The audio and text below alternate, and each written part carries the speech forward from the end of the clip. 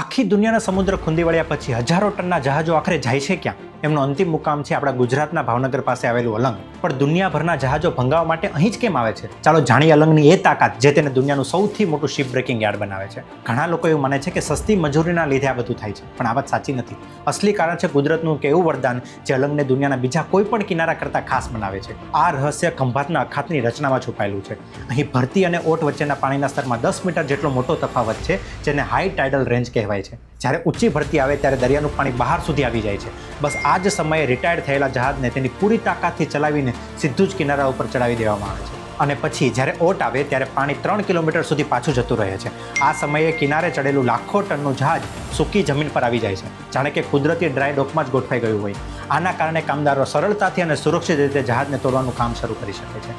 આ કુદરતી ભેટને કારણે 1983થી અલંગ દુનિયાનું સૌથી મોટું શિપ બ્રેકિંગ યાર્ડ બન્યું છે. પણ અહીં જહાજોને માત્ર તોડવામાં જ નથી આવતા, રિસાયકલ પણ કરવામાં આવે છે. જહાજમાંથી નીકળતું 95%થી વધુ સ્ટીલ, લોખંડ અને બીજી વસ્તુઓને ફરીથી ઉપયોગમાં લેવામાં આવે છે. આ ઉદ્યોગે હજારો લોકોને રોજગારી આપી છે. આપણા ભાવનગરનું અલંગ બસ શિપ બ્રેકિંગ યાર્ડ નથી, એક સર્ક્યુલર ઇકોનોમી પણ છે.